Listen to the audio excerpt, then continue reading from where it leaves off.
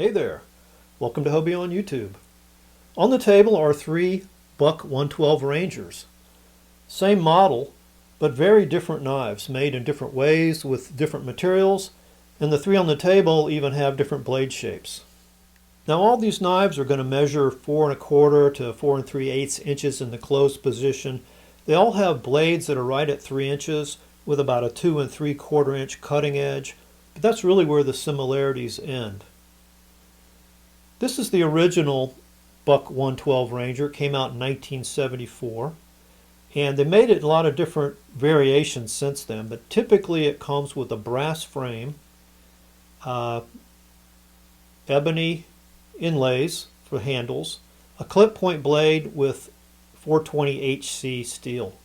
But you can get it with a nickel silver frame, as you see here, a drop point blade as an option. You can get an upgraded steel S30V. They've even offered it with finger grooves, and they offer an automatic version. So many people were modifying these themselves to make them switchblades that I guess when the knife laws changed, Buck just said, hey, let's do it in-house so people can get their forever warranty. This is the Buck 112 Sport, and it was introduced at the 2022 SHOT Show. I think it may have come out in 2021, but there was no 2021 SHOT Show due to the coronavirus epidemic. So I remember CJ Buck introducing this and this knife both at the 2022 SHOT Show. The Sport only comes one way. It kind of is the option, but it comes with an aluminum frame that's anodized black, which makes it substantially lighter. The linen micarta handles, it is screwed together, torque screw construction, has a pocket clip and thumb studs, only comes in the clip point blade in S30V steel. So that was introduced in 2022 along with the Slim Pro TRX. And that's the focus of this video. That knife is new to me and new to the channel. I've reviewed these two and compared them before, so if you want to learn more about these two knives, you can watch my comparison video here. So the Slim Pro TRX came out in 2022 and really is the final iteration of that Slim series. They did the 110 and the 112 in the Slim series, I call it. Sometime before 2018 they came out with the Slim Select, and it had plastic handles. They're actually glass filled nylon, so very strong handles. But they had just 420 HC blades, and they were pinned together.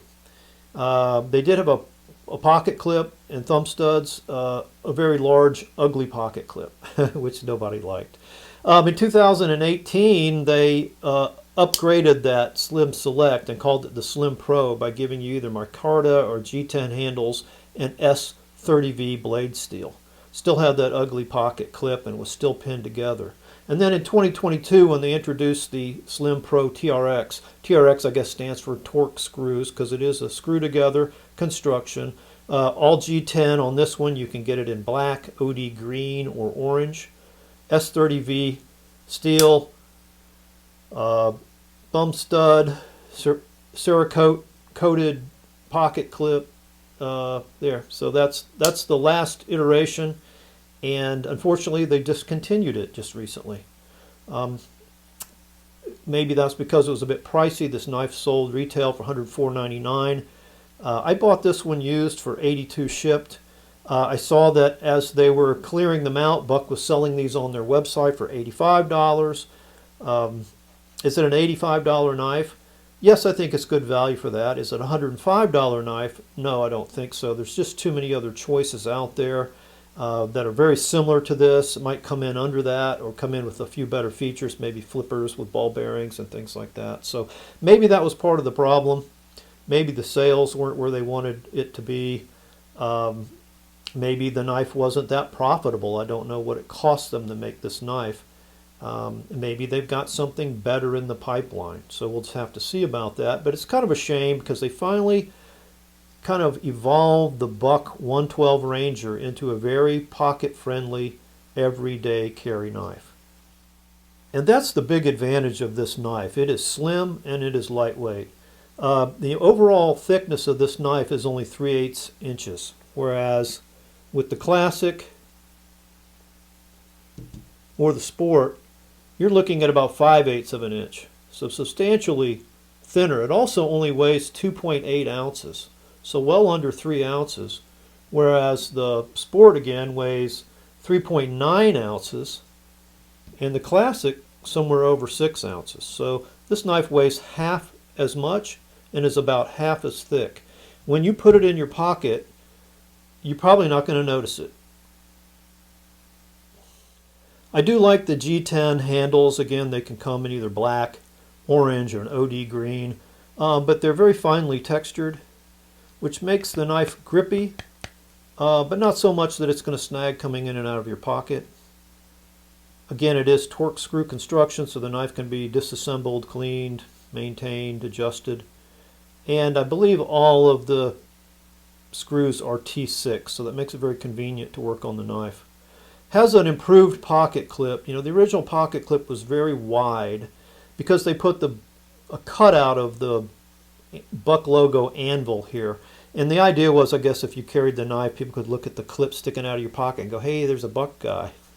But people didn't care about that, and they didn't want that wide and obtrusive of a pocket clip. So they've improved that greatly. And as I said, it is Cerakote coated, so should hold up a little better than just anodized.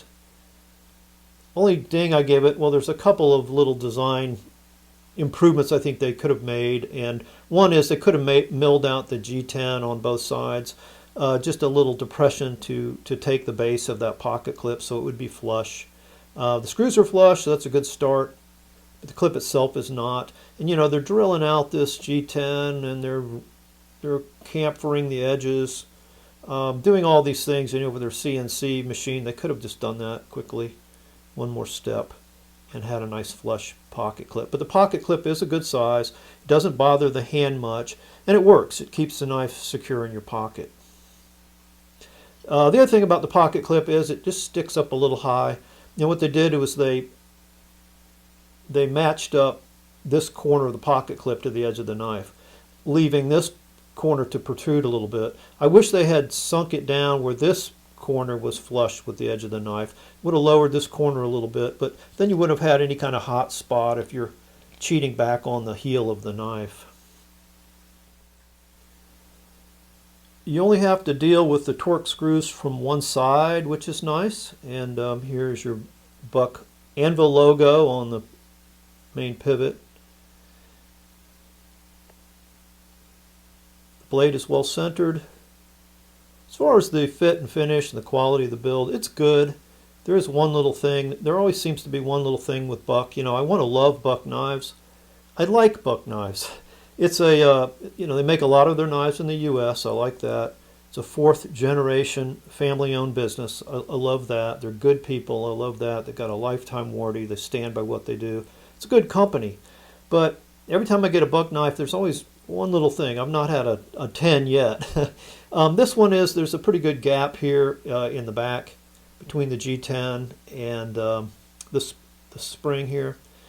And, you know, I took the pivot screw out and placed it on a block of wood and wrapped it with my nylon hammer a couple times, trying to maybe seat that better and then screw it down. It helped a little bit, but it's still there. It's not a deal breaker, and it doesn't affect really the operation of the knife, but it's just one of those little things, you know. But I love the blade shape on this one. It's a clip point blade, but look how different it is than the clip point on the Classic or the Ranger Sport. So this is a much more upswept point, and this one really is more flat. It's not the only difference. I mean, they're both high hollow ground knives, but this one's got a much narrower blade. I didn't take measurements, so I can't really tell you. Maybe I can put those up on the screen. There, I think you can see the difference.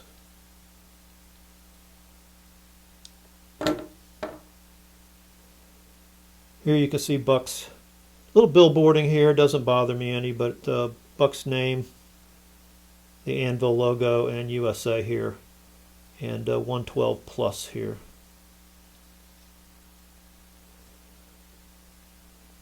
Little laser etch here to show you that that's Boss heat-treated S30V steel. So that's a good modern steel. It should hold an edge for a really good long time. A lot of people have, not a lot, but a few people have complained about the thumb studs. I like them, ambidextrous. I like that they're back past the grind. I don't think they'll get in the way much. But some people thought they were oversized.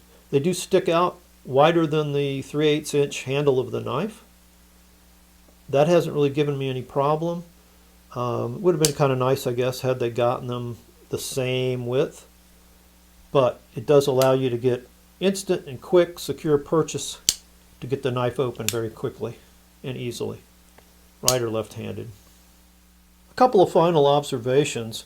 By the way, that pocket clip is reversible, as you can see here, right or left, but it is tip-up carry only.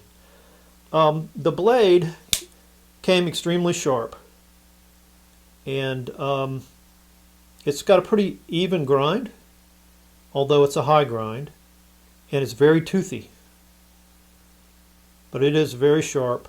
It's got a bit of a recurve, and there's no sharpening choil. Now, some people were concerned originally that this knife didn't have any liners. But a lot of modern knives with G10 or micarta handles don't now. And I guess because that material is so mechanically strong. You know, G10 is fiberglass impregnated with resin and baked under high pressure. It makes a very hard material with a lot of tensile strength and compression strength and other things. So I guess Buck is fully confident that they don't need any liners in this knife because they're still giving it, you know, their forever warranty. And when I look down in here, I don't even see any washers. Now they could be in there, but they're not apparent to the eye. So this could just be even riding on the G10. So that's been a look at 3 Buck 112 Rangers, same model but 3 very different knives. If you're interested in the Slim Pro TRX, even though it's been discontinued, there's still a lot of stock out there. I know I saw it at, I believe it was Blade HQ. I saw it at Deadwood Knives. I see some there at Copper and Clad. They all seem to go for $99 shipped. That's probably Buck's minimum retail pricing. Could be worth that if you like a lockback. Again, there's a lot of other options in that price range. If you can get it in the $85 price range again, I think it's a solid buy. Thanks for watching.